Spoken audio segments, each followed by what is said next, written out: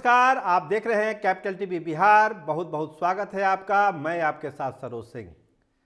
देखिए, कभी कभी ऐसा होता है कि आप कुछ अच्छा करने जाएं, लेकिन उसका अर्थ कोई दूसरा लगा दिया जाता है। तो क्या 17 जनवरी को कोलकाता में कुछ ऐसा हो जाएगा क्या?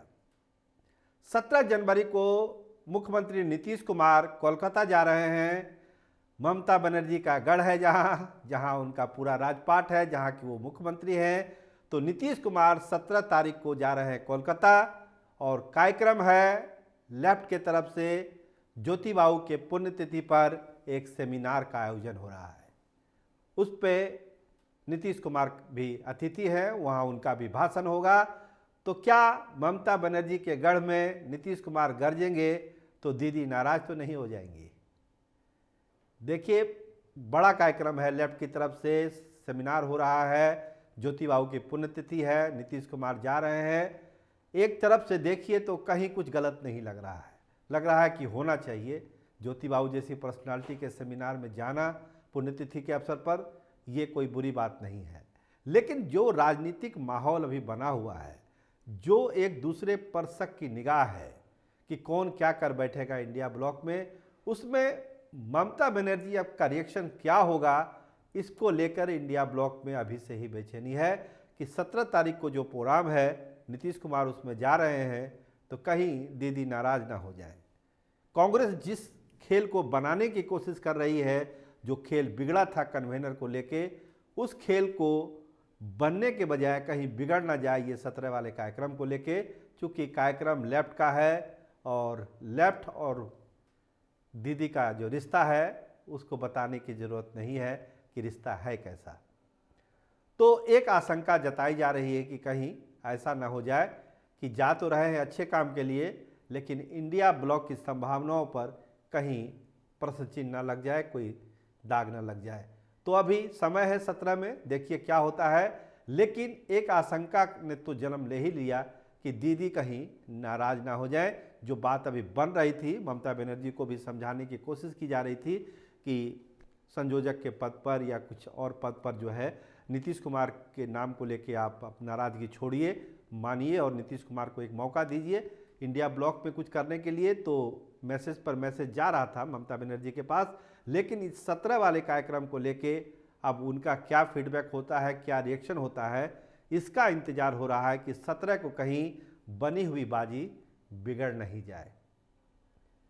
एक यात्रा और हो रही है, वो हो रही है 13 जनवरी को, और वो यात्रा है नरेंद्र मोदी की। नरेंद्र मोदी का जो कार्यक्रम बिहार का था, 3 जो रैलियां होनी थी, उसमें पहली रैली जो है बेतिया में हो रही है और हमारे सोर्स बताते हैं कि उसकी तारीख 13 जनवरी तय कर दी गई है। 13 जनवरी को नरेंद्र मोदी बिहार आ सकते हैं, बेतिया आ सकते हैं। बेतिया में एक सरकारी कार्यक्रम सुगौली में है इंडियन ऑयल कॉरपोरेशन का, जिसका जो उस पर भाग लेंगे, शिरकत करेंगे। बिहार के लिए वो एक बड़ा तोहफा होने जा रहा है जो नरेंद्र मोदी सरकार बिहार को देने जा रही है। तारीख 13 तारीख बताई जा रही है, अभी आधिकारिक तौर पर कोई पुष्टि नहीं है, लेकिन हमारे सोर्स बताते हैं कि 13 जनवरी को नरेंद्र मोदी आएंगे बिहार, बेतिया जाएंगे, सुगौली जाएंगे और एक जनसभा को भी संबोधित करेंगे।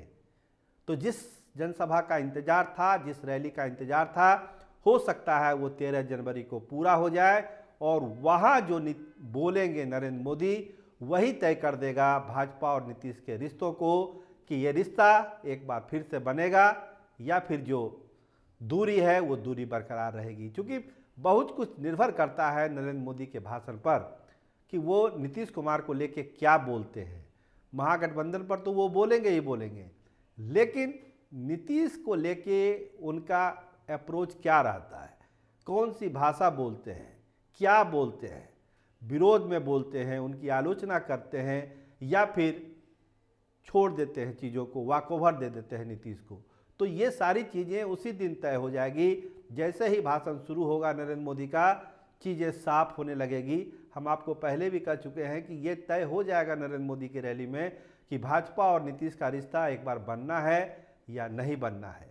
अमित शाह कई दफ़े कह चुके हैं कि नीतीश के लिए अब कोई दरवाज़ा हमारे पास नहीं खुला हुआ है, कई सभाओं में कह चुके हैं, कोर कमेटी के बैठक में भी बोल चुके हैं। लेकिन चूँकि प्रधानमंत्री खुद आ रहे हैं बिहार और बिहार में ही रैली है, 3 रैलियां उनकी होनी है। हम पहले भी बता चुके आपको, बेतिया, बेगूसराय और औरंगाबाद 3 जगह उनकी रैली होगी इसी महीने और काफ़ी गहमा गहमी रहेगी।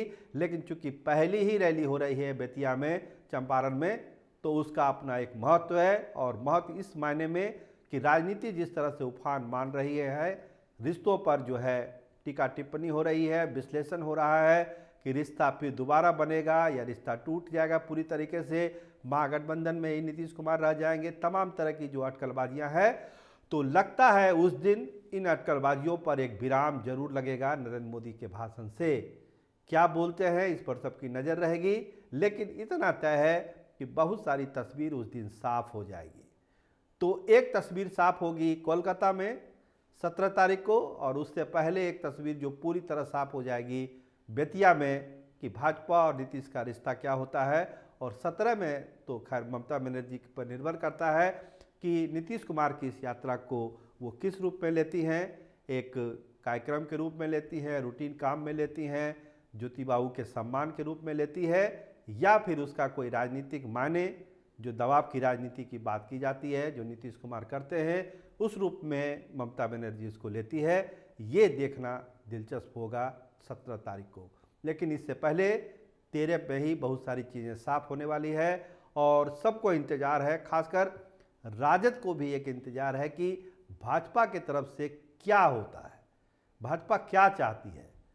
तो जो चाहती है उसका खुलासा तो नरेंद्र मोदी ही करेंगे बेतिया में, लेकिन इंतज़ार राजद के नेताओं को भी है कि नीतीश कुमार से जो उनका रिश्ता बिगड़ा है उसको बनाने के लिए अब उसको क्या क्या जतन करना है। अगर इशारा हुआ नरेंद्र मोदी का तब तो फिर अलग स्ट्रेटजी पर राजद काम करना शुरू कर देगी, लेकिन अगर आलोचना हुई, कोई क्रिटिसाइज किया नीतीश सरकार को, नीतीश कुमार को नरेंद्र मोदी ने, तब इतना साफ हो जाएगा कि अब राजद और जनता दल यूनाइटेड का रिश्ता बना रहेगा।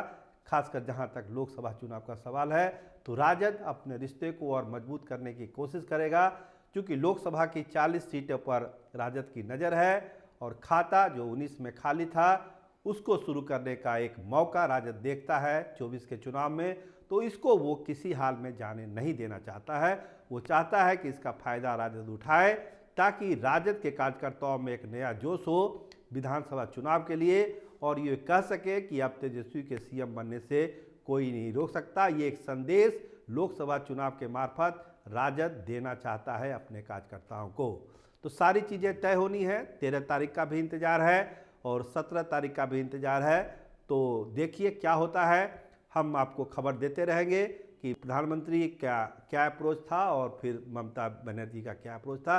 दोनों अपने अपने हिसाब से चीज़ों का आकलन करेंगे और हम लोग तब तक इंतज़ार करते हैं जब तक तस्वीर थोड़ी और साफ ना हो जाए। आप देखते रहिए कैपिटल टीवी बिहार। बहुत धन्यवाद, बहुत शुक्रिया।